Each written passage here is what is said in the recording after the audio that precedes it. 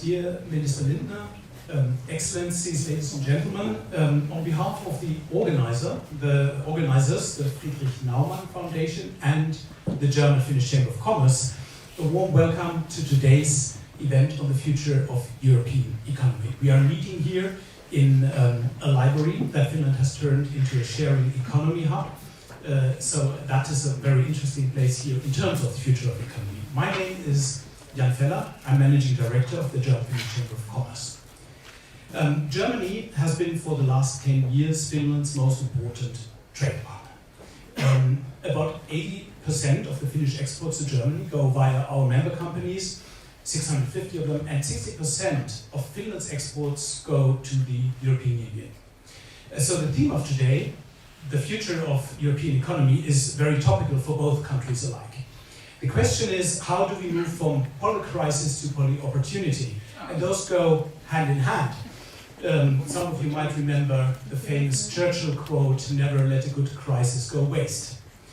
Interestingly, that transition from polyopportunity is already visible in German-Finnish business. Finland is Europe's most digitally advanced country, according to the EU DESI index for many years already, and number one on the UN Sustainable Development Index for 2 years in a row.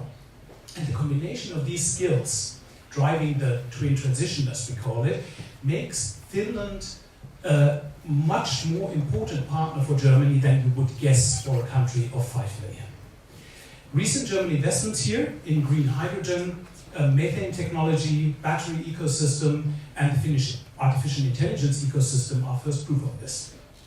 End of 21, after the German elections, actually Finnish broadcaster Yle asked me what direction Germany would develop in the next 4 years, and my answer to the startled journalist was it would become more Finnish.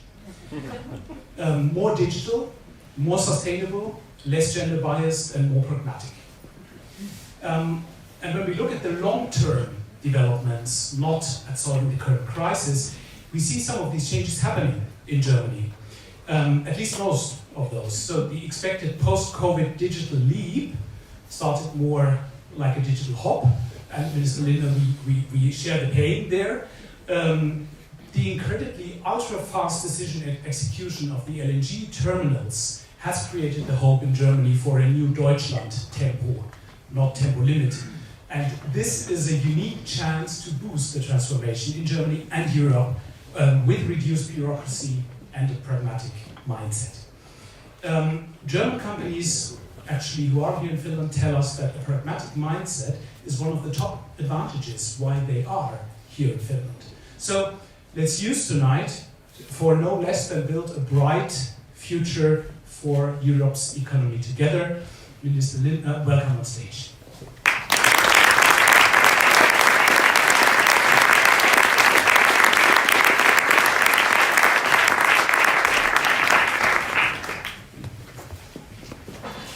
I wonder if you understand my natural voice. Yeah. Okay, last row signals me you can understand me. So thank you very much, Friedrich Naumann Foundation and AHK, for the opportunity to address you, distinguished guests, and to exchange some views and thoughts. Thank you very much for the kind introduction. Yes, of course, you have completely understood what the objective of the new German government and the traffic light coalition is. But please allow me to add just one aspect. It's not only being more Finnish in the sense you mentioned, we have to add sound public finances, which I think is kind of the Finnish branding, which always inspires us. Ladies and gentlemen, dear guests, Europe's economy is facing profound challenges and transformations, and I really like the expression of polyopportunities. Russia's war of aggression against Russia has made a complex situation, unfortunately, worse, and this has direct impact on your country and the businesses of Finland and Germany. So let me take initially the opportunity to assure Finland of our strongly felt support for the application for NATO membership. We are really looking forward to have Finland in the alliance, and we will keep on working on the ongoing process of joining NATO. And let me also take this opportunity to emphasize that I'm a fundamentally optimistic person in the sense of polyopportunities. I believe that every crisis is such an opportunity, and Europe has many strengths and virtues.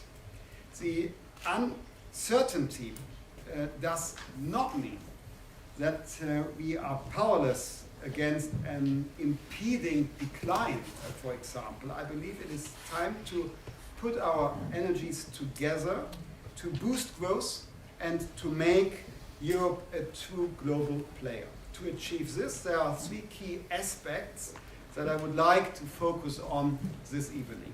One, encouraging businesses and investment. Two, putting public finances on a better footing. And three, building better external ties. Ladies and gentlemen, we need to ensure that Europe remains an attractive place to do business and invest. In particular, Europe needs to get better at encouraging Europe's entrepreneurs, startups and scale-ups, because they innovate and create jobs in ways that our traditional companies and established sectors cannot. And we need to promote private investment in Europe because it is such a powerful enabler. Let me give you an example how. On Monday, together with several other member states of the European Union and the European Investment Bank Group, we launched the European Tech Champion Initiative. This new fund of funds closes a financing gap in the European scale-up market. In the gaps, this gap has all too often had to be filled by funds from abroad, especially from the United States. By investing public money in venture capital funds of 1 billion euros and more, this initiative also aims to mobilize on the target fund level more private capital from European long-term financial investors, thus combining the power of public and private investment. This initiative will boost Europe's technological sovereignty, it will boost Europe's global competitiveness, and it will boost our ability to transform our economies. I am deeply convinced that this form of initiative is the only reasonable way to go, and not even larger spending packages. Another way in which we can help to make Europe's economy even better for business is to deepen the capital markets union. This will make it easier for European companies, especially SMEs, to borrow money. Providing businesses with easier access to financing can promote economic growth. It can help them to meet their financing needs to face the challenges of green and digital transitions as well. And it will also help the European economy to compete internationally. Ladies and gentlemen, the second factor I want to discuss is the need to put our public finances on a sound and sustainable footing, a position that Germany shares with Finland.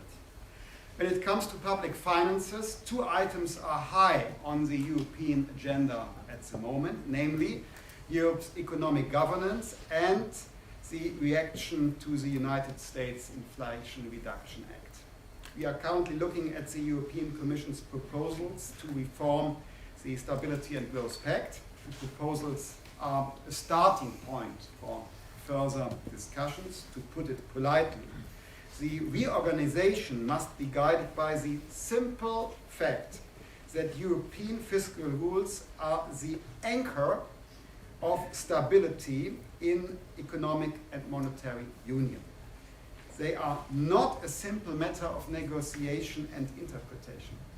It is crucial that the new fiscal rules work better for European citizens, and the current ones, they are not, had not been able to stabilize the debt situation among member states. It is in the interest of all Europeans that we get on a reliable path to reduced debt levels in all member states. Reliable fiscal policy is a positive factor in terms of ensuring Europe's offers for a competitive business environment, especially in the case of member states with high debt ratios or debt sustainability problems. The rules must lead to a rapid, credible and sustainable reduction in debt ratios. We need to take this debt seriously. These debts are the associated costs to service the debt of the past are cause for concerns. They represent a risk for Europe because our national economies are so interlinked and many of us share a common currency. We have to be clear about this. If one member state permanently exceeds the rules, this has negative consequences for all of the others. This applies in particular to the countries of the Eurozone. And to make it more clear, by the German example, in the year 2021, as a finance minister in the first weeks after my appointment, I realized that we serviced our past debt by 4 billion euros in 2021. In this year, we have to service the debt with 40 billion euros. So my distinguished colleagues from the Parliament and the Budgetary Committee of the Parliament, I always exchange views. What can we invest more? Where can we expand our welfare infrastructure? It is 36 billion euros more this year in comparison to the situation 2 years ago, which are not available for investment from the public sector for a digital or green transition, neither for transition nor for welfare programs, just for capital markets. And this is why a sustainable public finance situation without further debt is so important. Servicing old debt reduces, limits our possibilities to finance a future. This is why we want rules that are clear and not subject to political impulse. We need to strengthen compliance and enforcement and restrict the scope for interpreting the rules. At the same time, the rules need to be realistic, of course, and flexible enough to allow all member states to finance the necessary public investments, such as those to keep pace with digital developments and tackle climate change. Another issue that is currently high on the political agenda is the question of how Europe should respond to this Inflation Reduction Act. I imagine you are following this discussion closely. At a fundamental level, I think that the IRA sends the right signal to industry that the future is climate neutral. This is good news in comparison to the Trump administration. And yes, of course, this is the path we need to follow in the future. But an excessive expansion of European Union subsidies would not be the right response. Although we have already a lot of money on the table, always there's an appetite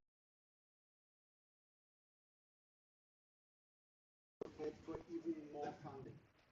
And to me, it appears that there is a solution: mutualize debt, new funding, always the same solution, looking for new problems to be solved with the always same solution. I am convinced there is no need for a higher quantity of public sector investment and funding, but we have to improve the quality of spending the existing funds. Don't quote me on this, but German newspapers report today about a soccer stadium in Italy financed by European taxpayers' money. And well, the whole day I'm thinking and trying to explain myself how a soccer stadium in Italy is able to improve European competitiveness on a global level. I haven't got a clue right now, and this is why I'm not convinced that we need additional funding, but a better way of spending the already existing money. Don't quote me on this. We need the Italian colleagues the next weeks for sensitive decisions to make, and I have nothing against soccer, but the example that we can improve the quality of European spending. So we must avoid a subsidy race in the United States, who is able to afford to pay more subsidies to the businesses. In Europe, we have to consider how we can improve the framework conditions for industry and SMEs, which means reducing more agile state aid law, but not always more subsidies mutualized. That this is the old story, which has so far not led to higher competitiveness. Supporting the economy does not have to cost taxpayers money.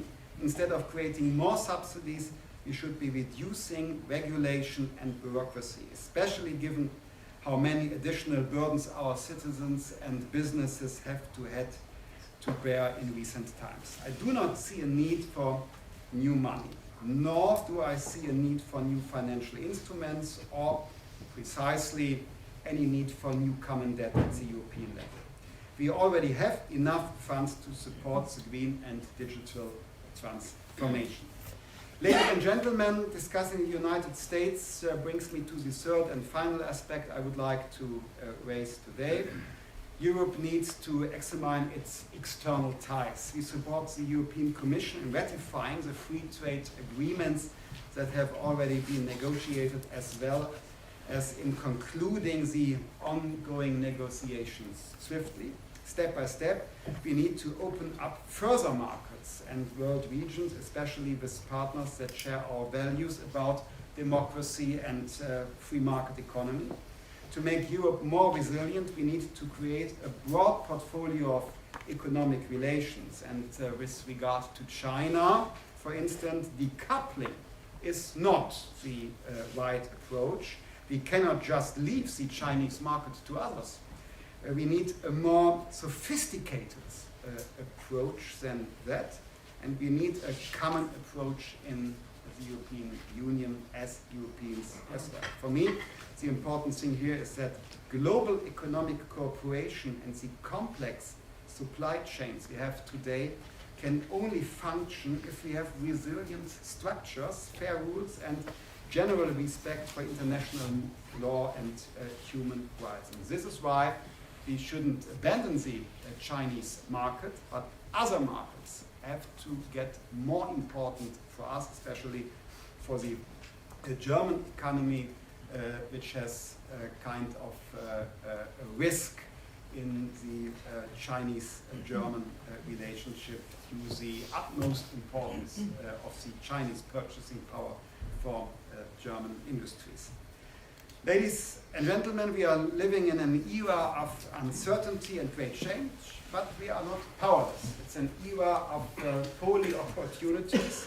We can and we will be able to shape our futures. Seeing challenges as opportunities is what defines us as Europeans. we should put our energies into boosting growth and economic competitiveness. For too long, this has been not a priority in Europe. Together, we can strengthen the health and resilience of our economy and our public finances. The chance is there. Let's change the situation. Thank you very much for your attention and really looking forward to the debate.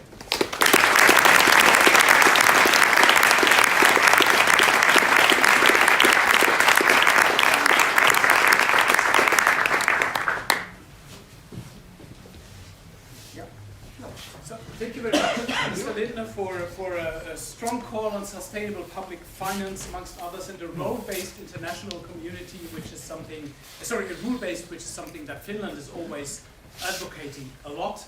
I'd like to introduce or ask the panel on stage now to join Minister Lindner here for a panel discussion. Elina Valtonen, welcome, Mats Löfström and Philip Aminov.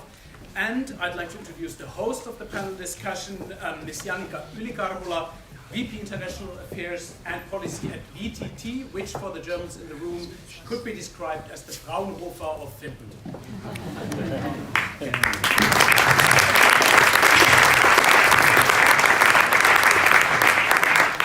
So thank you, Minister Lindner, for an excellent keynote speech. It really provides... Enhanced voice. Yeah. Yes, I think I could do I manage without...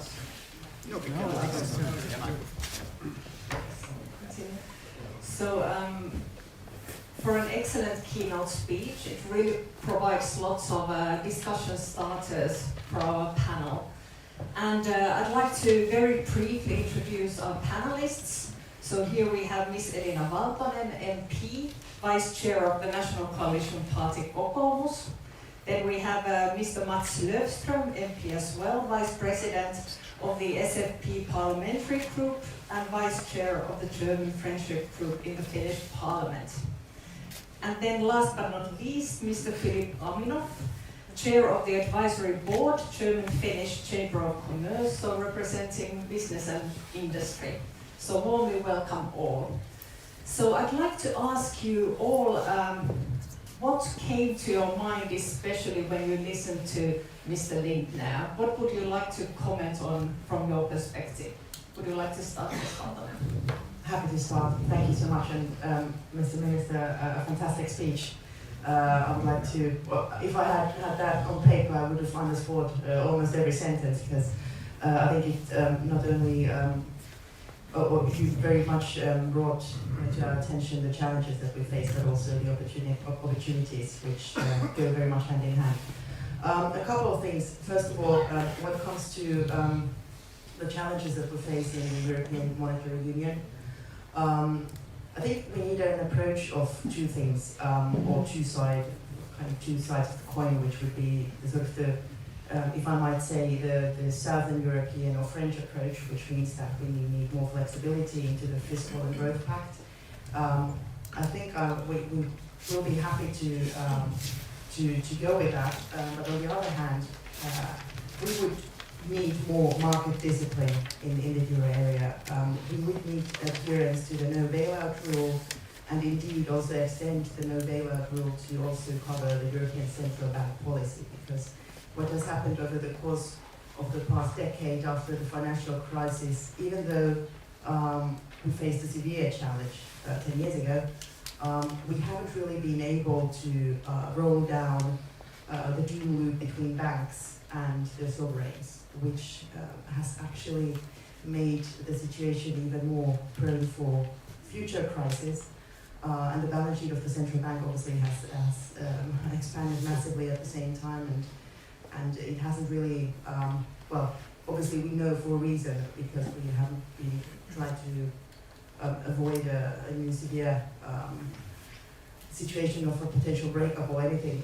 That's one thing, but the second thing is that we have created a lot of ineffectiveness in our economy.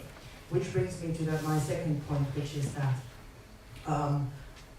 my point would be that we actually need more competitiveness, as you said, Minister Lindner. into Europe, but especially we need more competition. We need to stick to what has made us prosperous also in the past, which means more social and ecological market economy, as you say also in your government program, which is fantastic, but also underlining the point market economy. We can't really, there's no way we can cope with the challenge that state capitalism of China faces if we try to go along the same line. We need to stick to the liberal world order, and also which implies free trade, because that is what makes us prosperous. And also I don't know how many minutes I have. I'm closing off shortly. This was just so inspiring. Just to close off, we need, of course, we need to be more sovereign in Europe and strategically sovereign when it comes to energy and very core also key components perhaps. But other than that, we can easily trade with the US. I mean, to put it bluntly, if the US is stupid enough to pour their taxpayers' money into different industries, we can go and buy that cheaply there. I mean, we are in the same alliance. They are a democracy as well. They are a liberal country, and we can focus on becoming more competitive in other things.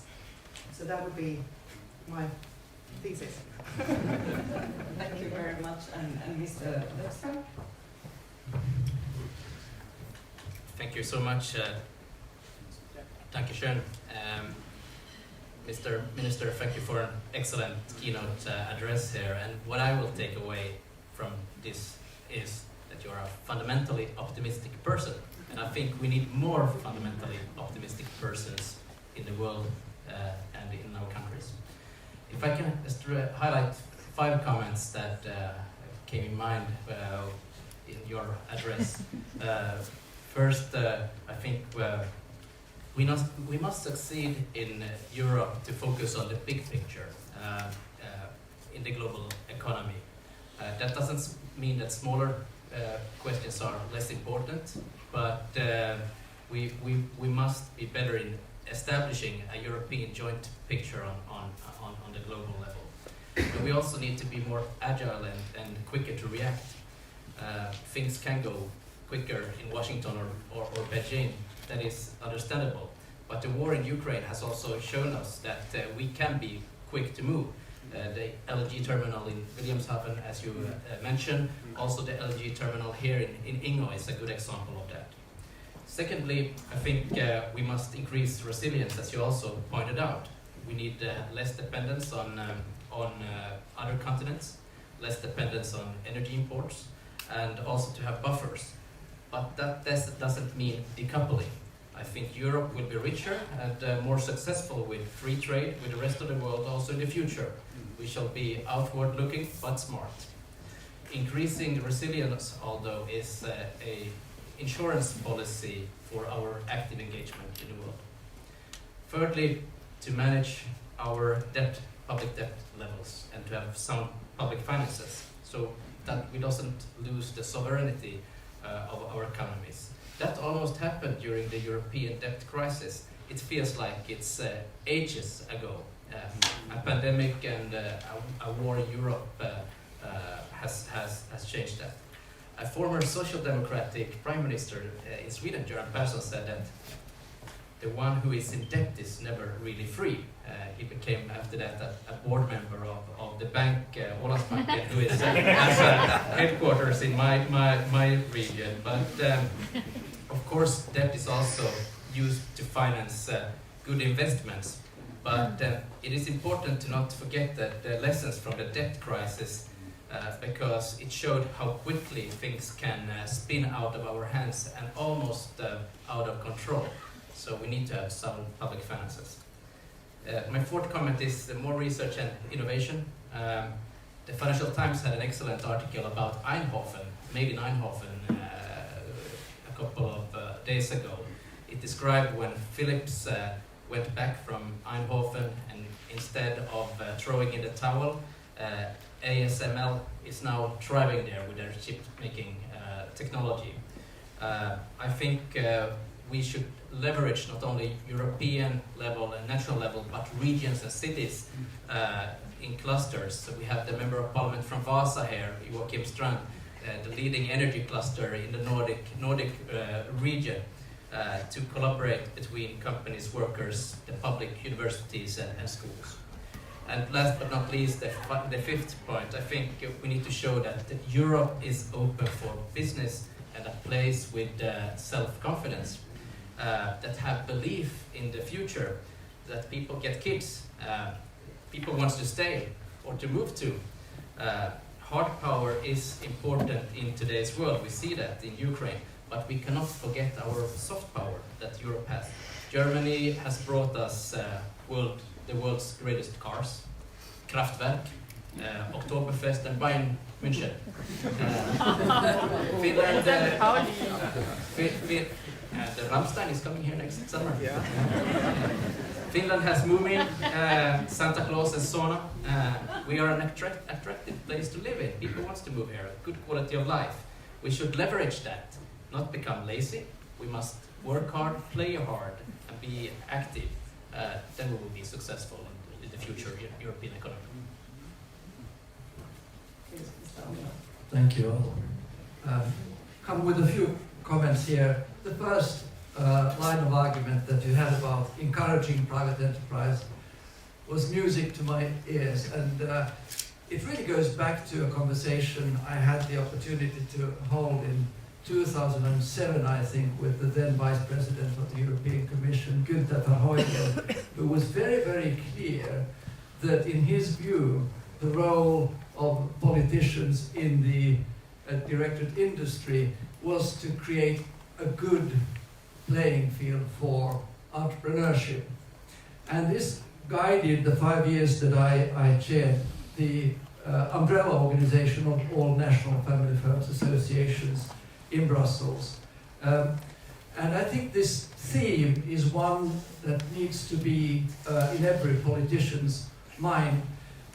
Very recently, actually only in January, PricewaterhouseCoopers presented something that I found to be a very interesting document, which is European Private Enterprise Attractiveness Index for all European countries, where they've really gone through all the different elements that are required for private enterprises to want to establish themselves, to invest, to recruit into this country, and so on.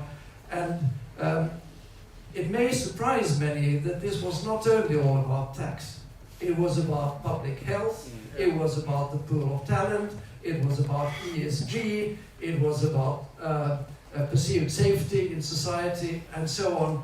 And I think simply trying to get a consensus amongst European politicians that one wants to improve the position on this index could in its own right energize a lot of entrepreneurs to do exactly what you're after, grow and prosper and contribute to society this way. Another thing that belongs to the theme is the massive amounts of investments required because of the twin transition, which has become evident to everybody as necessary through the crisis. Everybody now understands that we need energy sufficiency, self-sufficiency, and that we need to digitalize much faster. And here, the Finnish government only 2 years ago published a report to do with how to attract long-term money, which then always comes in the form of equity, because equity doesn't require payback. It goes into long-term projects with high technology risk, with the intent to be there and fund things like the green transition.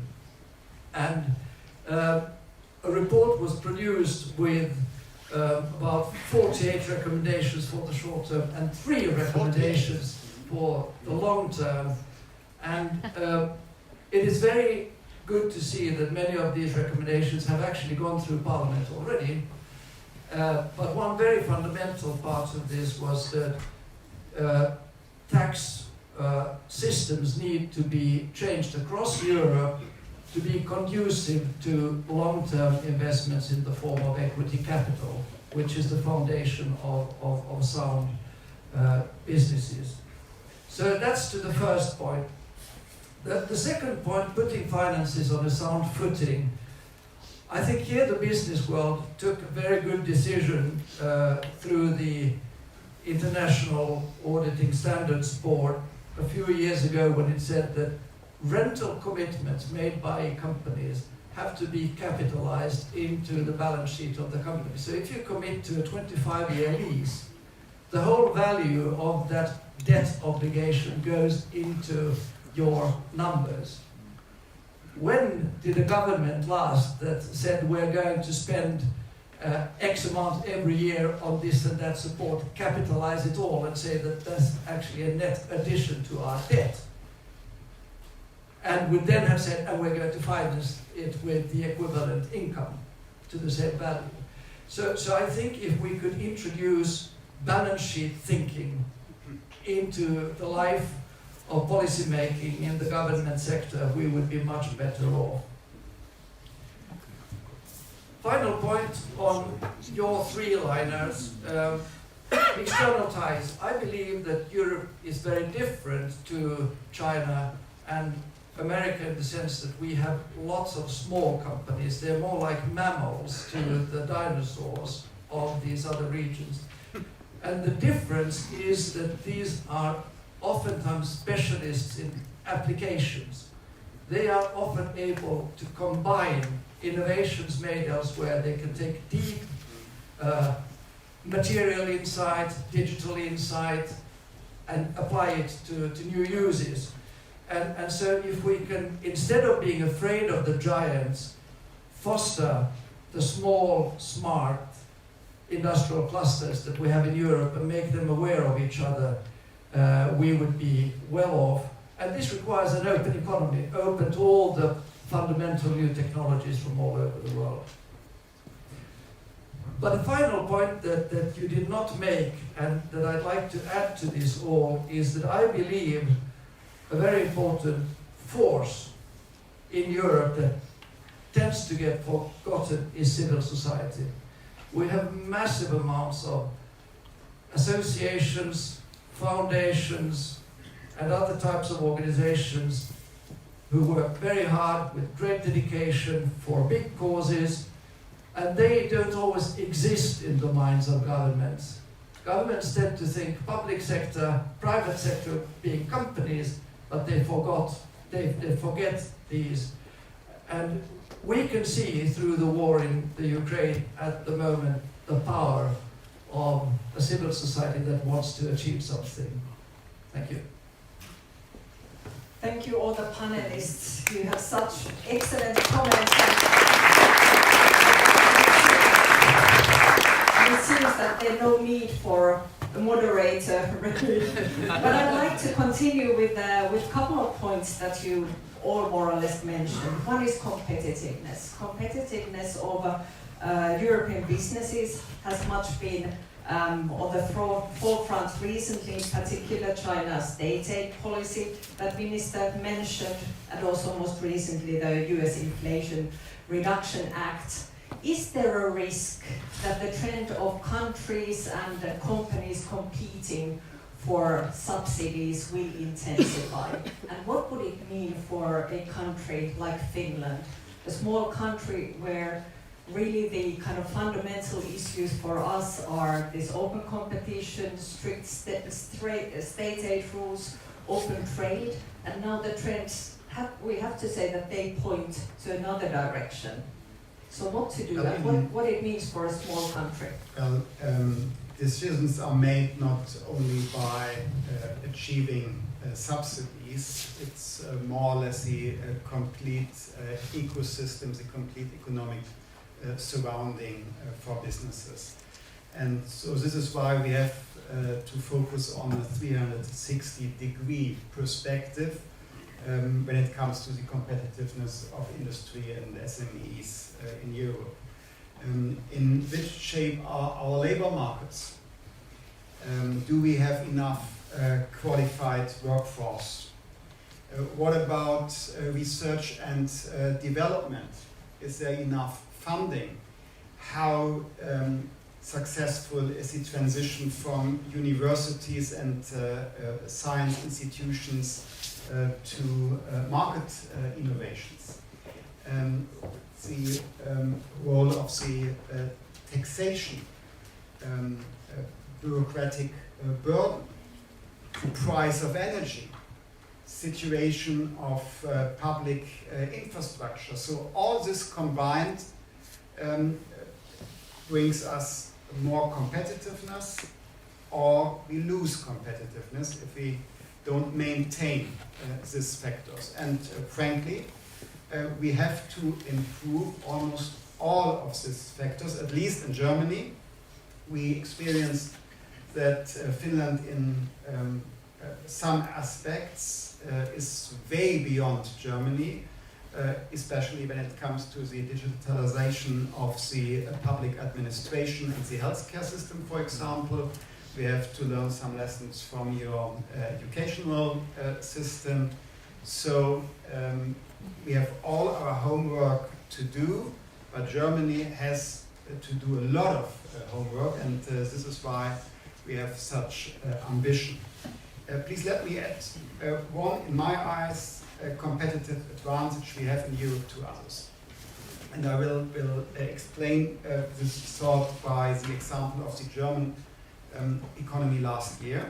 German industry saved about 20% of natural gas consumption with only 1% decline in production.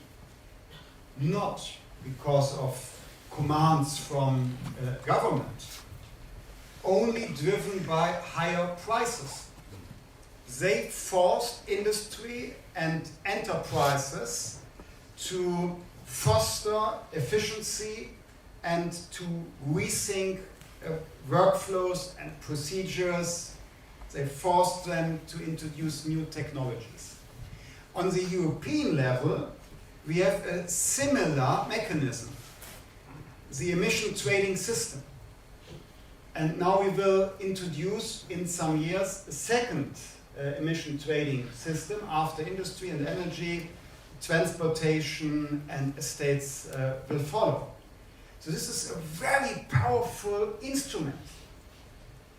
Although we have already introduced this instrument, policymakers too often decide to intervene in technology paths.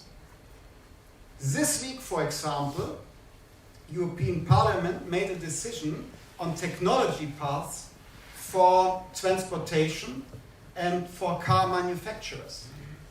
We don't trust emission trading system, market competition, the pressure which comes from the necessity to change the way of living and the way we organize mobility.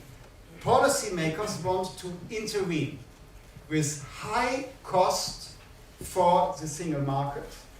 We leave leading technology behind us, thermic engines, which will be manufactured million times in the 2030s all over the world, but no longer on European soil. And so this is why I advocate for what you raised.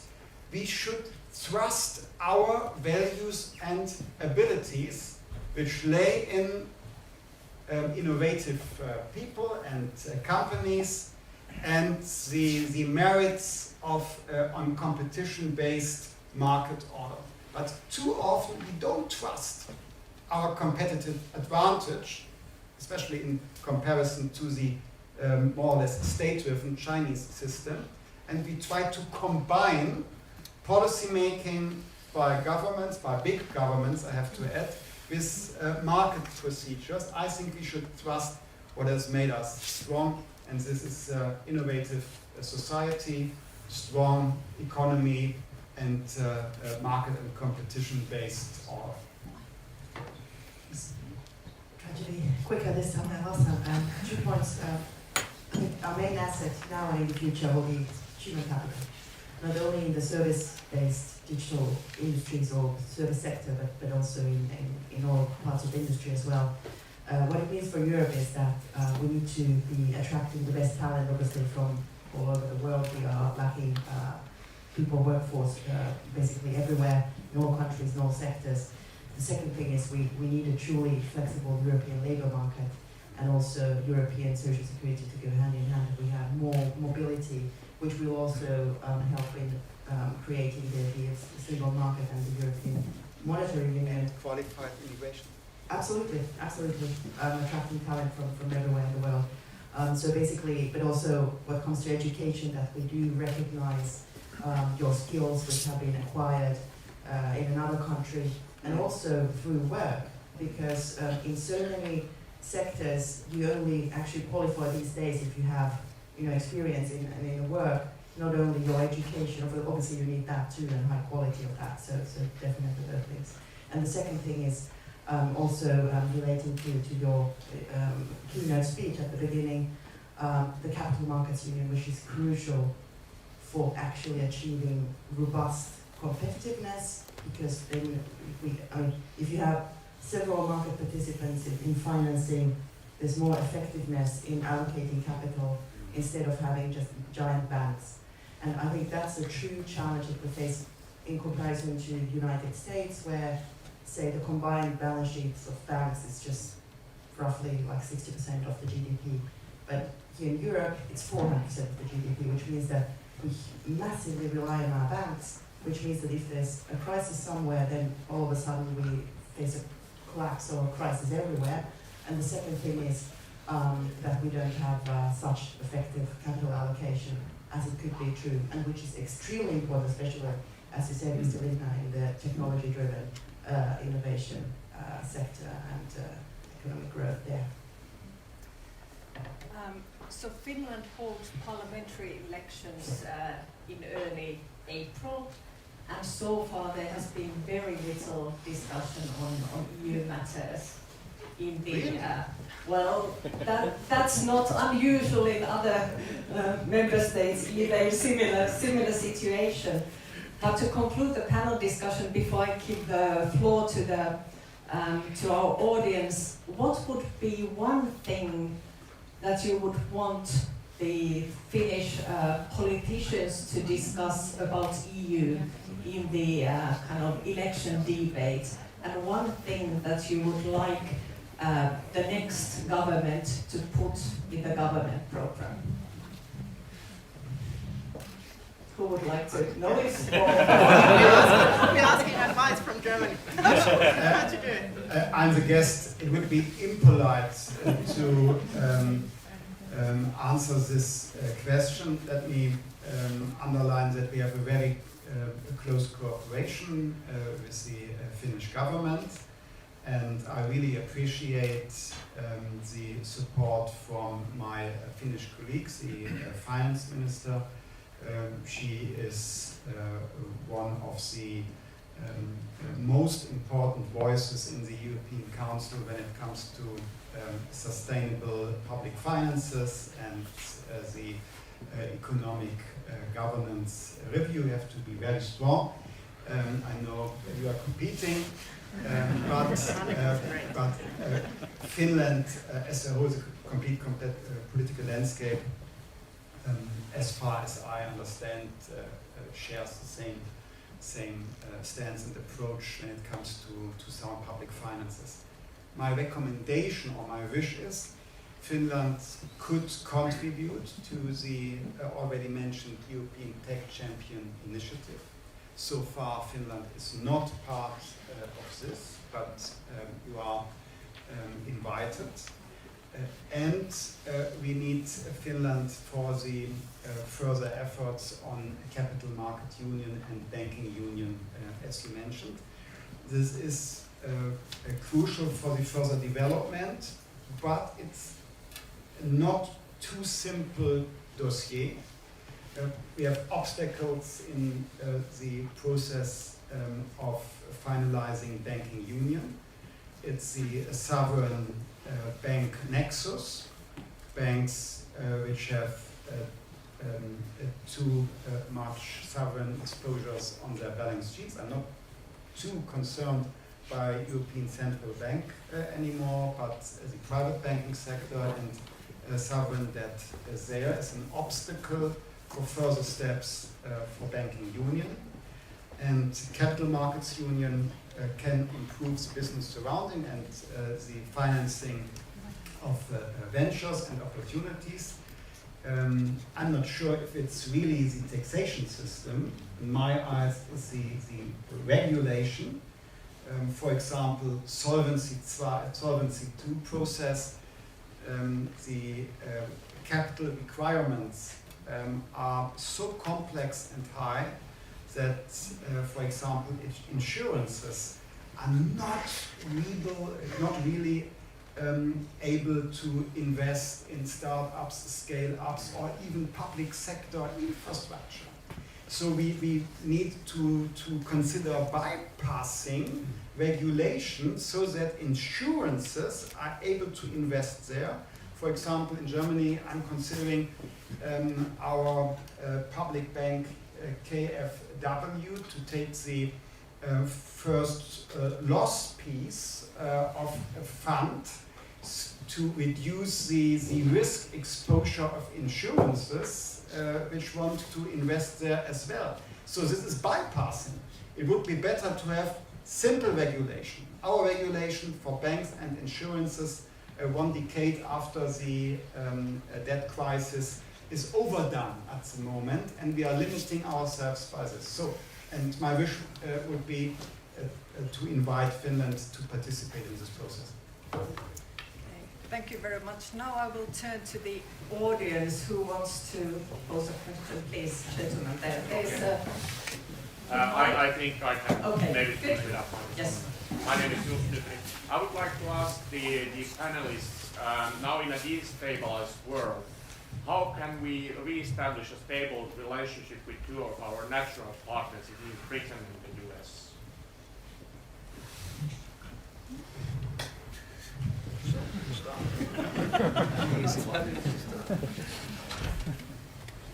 No, but I think we have a good relationship with United States and UK. They are natural partners, and I think the response to the war, to the brutal attack of Russia in Ukraine, has really shown that the Western alliance, where UK and US are very, very active, that it's really vibrant, and so maybe more with UK to find the good relationship now after the Brexit, and hopefully also in some time is ready to have a debate when they should re-enter the European Union again. Yeah, maybe quickly, my family exports very high-end factory automation into the United States, and we have seen no specific protective measures on the side of the Americans. They are very keen to reshore their manufacturing industry, and if you're able to automate domestic fabrication in the United States with Finnish technology, they're perfectly happy to do so. Finnish entry into NATO will make this threshold even lower. As regards the UK, I think the relationship between the UK and Finland hasn't really politically taken any hits at all. Through the exit, we have a special military arrangement with that country, and we get on very well with the Brits, so I don't see an issue there. So let's have a second brief question, please. Thank you. Gabriele Baumann, Konrad Adenauer Stiftung, Nordic countries. I would like to ask, Finland is the only country, when you look at the Nordic countries, which has introduced the euro. And Sweden and Denmark are still hesitating to do it. So does this give more, in terms of raise the competitiveness of Finland when you compare it with other countries who do not have the euro?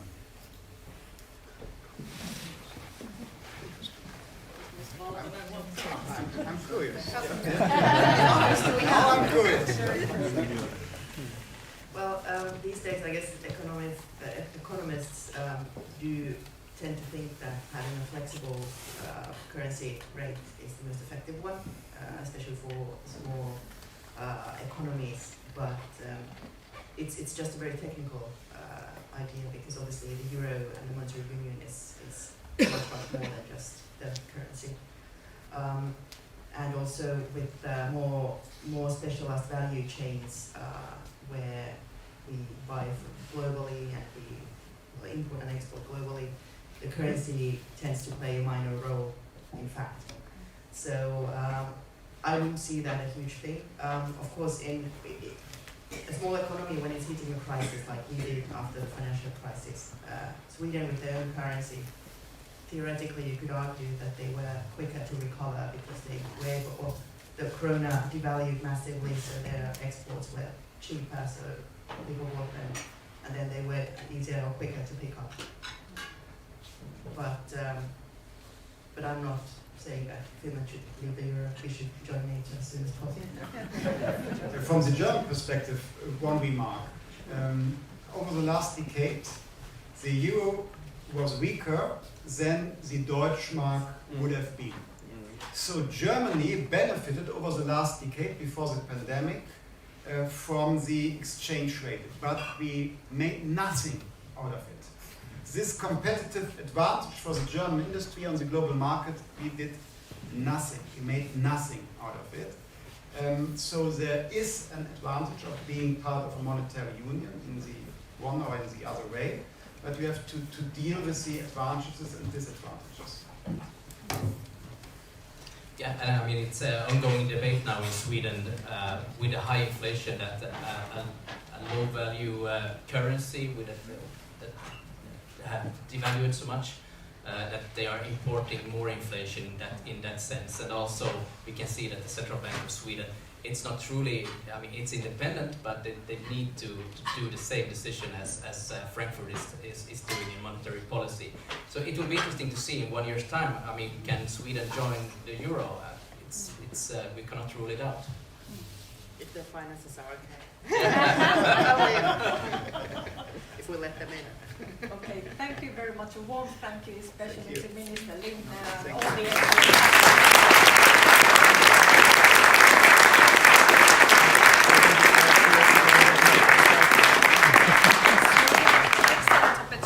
To continue the discussion. There's some refreshments available, so we will have a networking reception.